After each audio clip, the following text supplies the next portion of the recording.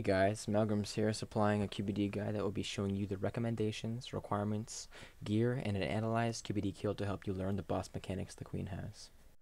Although the boss's only requirement is 60 summoning, you're not really going to get anywhere if every other skill is level 1. I would recommend 90 plus in all your combat skills, or whichever one that you'll be using. In this case, we'll be going over the magic skill. Your prayer at 92 if you're going to be using the curses prayers, just for soul split and or the reflect ranged. If you're not going to be using that, then all you really need is level 40 ranged for the regular prayer book, and you're going to be using protect from range. 125 mil would be optimum for gear and weapons, but there are upgrades and downgrades to everything that I'll be using, as you will see in the next clip where we go over the gear. I would recommend 85 Herbler for the super anti-fires, although you can do it without him. It will allow you to stay a lot longer and conserve food, which in the end will produce a higher cash per hour earned. And I would also recommend 88 summoning for a unicorn, or 68 I believe, or 60 something for the tortoise. You can fill that with food, and when it dies you could spawn in a unicorn that will let you live even longer. But usually all I do is just bring a unicorn and some healing aura scrolls, and that allows me to stay for a few or 4 kills. So my recommendation for gear would be full Virtus, a sign of life, vampirism, static gloves, V-wand and book, arcane stream necklace, and a god cape. Instead of Virtus, you could use tectonic, but if you think about it, sinking 30 mil into the level 90 power armor, that's a good option if you've got enough money to spend and you really like the armor. But you know, if you divide 30 mil by 6 mil, which is 6 mil would be how much you're making per hour at like the premium amount, and 30 mil is the price of tectonic. That's 5. So 30 divided by 6 is 5. That's 5 hours that you'll be doing QBD and making absolutely no money. I mean, if that's okay with you, then go for it. If not, then I would recommend just using Virtus, because the repairs are much cheaper and it does not degrade to dust. But in all actuality, the armor goes tectonic over Virtus, and Virtus over Sea Singers, Sea Singers over Subjugation and Gano. For an amulet, I use an Arcane Stream. Dragon Rider is better, but if you don't have an Arcane Stream or a Dragon Rider, you can use the Hiss of the Fury. For weapons, obviously, the Seismics would be the best for magic. You could use the Noxious Staff, which I didn't add in here just because Seismics are a dual build and you can do more DPS. V-Wand and Book over the Sea Staff, and the Sea Staff over the Abyssal Wand and Orb. For the gloves, you can use Static, which is what I'm using. You can use Virtus, Virtus over Subjugation, and then Subjugation over the Spellcasters, which you get from the Dominion Tower. For the ring, I don't have one just because I'm super poor right now because I bought a shit ton of gear. But for your ring, you can use the Superior Levianth over the Onyx Ring Eye, which is over the 6th Age Circuit. If you don't have any of those, you could use the Berserker or the Seer's Ring. They'll both work just fine. For the boots, I have Ragefire. You could be using the Virtus boots or Gano boots instead. Ragefires really aren't that expensive, and they might actually be less expensive than Virtus boots, though. For the Scrimshaw, I'd recommend Vampirism. That'll give you extra heals, especially if you don't have Soul Split, which I don't. You can use Penance, which will really make it so that you don't even need prayer pots. Or you could use the Supreme Runic, which will really just boost your DPS. For your pocket, I would recommend a Superior Elements Scrimshaw over a Sign of Life. But if you don't have that, or you're just learning, then I would recommend a Sign of Life, because it will bring you back to life after a death and give you a second chance.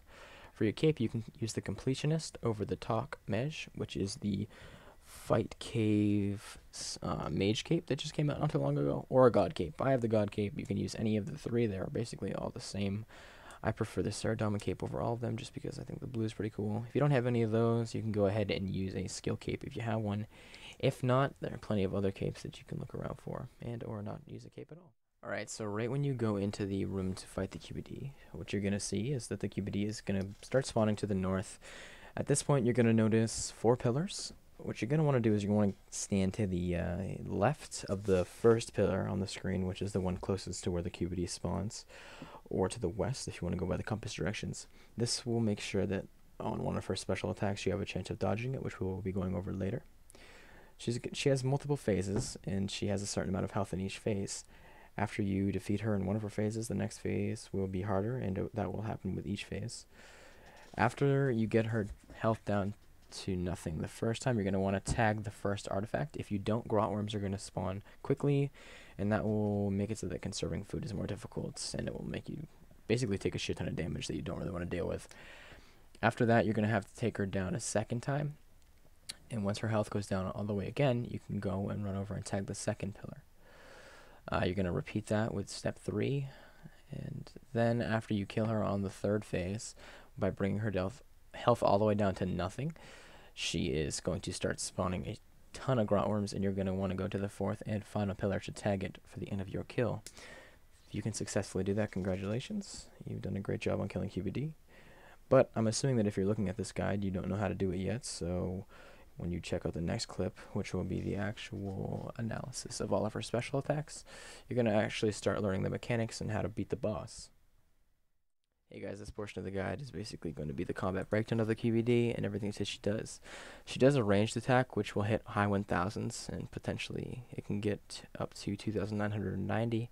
She also has a melee attack that can only hit you if you're 1 square north of the middlemost artifact, and the one that's closest to her.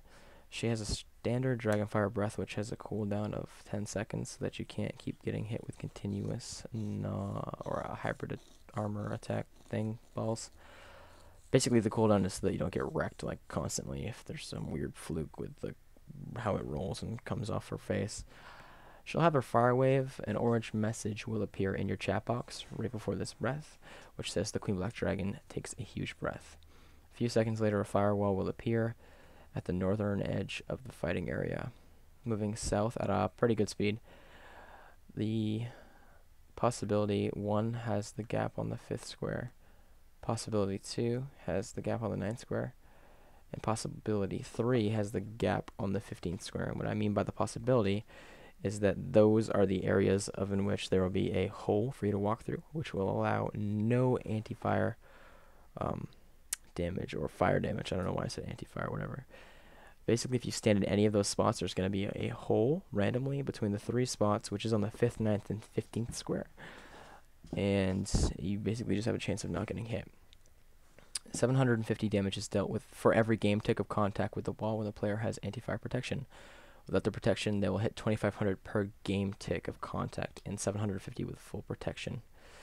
If you don't move from the flame walls and let them hit you, you'll be hit 2 times per flame, while if you refuse to move from your spot. It is possible to avoid the flame walls without running through the gaps. To do so, the player must stand still until the flame wall is 1 square north of them, and then click to run straight through the fire. If you do it properly, the player will take no damage, beware. However, this is a difficult strategy to perfect, and even when done properly, it can fail due to lag. So she also spawns grotworms after every phase, and she has 3 different phases that you need to beat. After every phase, you're going to have to tap the artifacts like I mentioned earlier in the video. If you don't do so quick enough, she'll start spawning a ton of grotworms, and those can hit pretty high. She can summon. So in stage 2, she can summon 1 soul, which is purple, and it will spawn 1 square west of the player. In stage 2, she'll spawn 2 souls at the spawn, 1 on each side of you. And in stage 4, 4 souls will spawn, each soul on a different square, 1 diagonal away from the player. If any of the spaces mentioned is occupied by water, the soul will spawn somewhere else. After a tick, it releases a chaotic cloud, which chases after the player unless it hits a soul, a worm, or the player. Regardless of what it hits, it deals up to 1050 damage on whatever it comes in contact with. Later in the video, I'm going to be showing you how to avoid those, so just wait up until you actually see the clip. So she can do healing also. Not only do the souls fight for the QBD, but they can heal it too. During phases 3 and 4, if souls spawn in or not killed, the boss will after some time siphon health off of them with 200% efficiency. 100 health is taken off of each soul every tick and given to the QBD for 200. It is generally a good idea to kill these monsters, although it may be best to finish the fight if on the final phase. So what I'm recommending is that if you're not on the final phase, you kill them when she goes to the healing thing. And you'll know because there's going to be a text in the chat box that says the Queen Black Dragon starts to siphon the energy off her mages. This means that if there's 2 of them, you know, if they each had 1000 health, then it would heal her 4000. So you just take those out real quick and it makes it so she can't heal as much. If you're on the last phase, I do recommend just trying to DPS through it. She also has 2 different forms that she can do. A crystal form, or a hardened carapace form. Now on phases 3 or 4, the QBD can enter this crystal form. where physical damage attacks are increased while the damage from magic attacks are reduced. So when she turns blue, you do less damage with mage, and when she turns green, which is the hardened carapace, she takes a lot more damage from mage, and this will be very noticeable when it happens to you in the kill. She has an extreme fire breath, and this is the QBD's most extreme fire breath. If you stand in the middle, then you get hit for 2,250 life points each tick, and if you stay on the sides of the wall, you'll be hit with 750. And that's if you have super anti, so you need to watch out for that. Also, if you leave the souls around on the last phase, one of them can go over into the corner, and it can say, "Kill me, mortal, quickly, hurry before the spell is complete." If not killed, the soul will keep on shouting. It will say, "Time is short, she is pouring her energy into me, hurry, or the spell is nearly complete." If you wait too long, time will freeze and there will be green circles around your screen, and in that time you will not be able to move. She can still damage you while you're doing that though. So those are basically all of her attacks. Now there's different phases. In phase 1 there's not going to be any souls whatsoever, so you won't have to worry about any of that. The QBD will only use her range attack, her melee attack, if the player, and only her melee attack if she only the melee attack of the player is more than 1 square above the northern artifact, and occasionally a singular firewall. Phase 2, she will use her previous attacks along with occasional summoning of 1 tortured soul. And the firewalls now come in groups of 2 at a time when she uses them. In phase 3, she can now temporarily either harden or carapace or enter a crystalline form.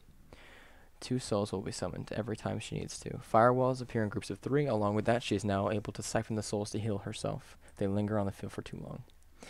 And in the last phase, all attacks from the previous stages remain available. Time Stop and Extreme Dragon Breath are now potential attacks, and soul spawns will come in force. The firewall attack is unchanged. And that is basically the rundown of everything that can happen. So now I'm going to show you a clip of the actual thing. Sorry if I stuttered a ton. I was actually reading off of the RuneScape wiki page for the QBD strategies. I recommend, if I confused anything or you're confused about what I said, to check out that. If you just Google RuneScape QBD wiki strategy, you'll come up with the page and it will help you out maybe even a lot more than I did.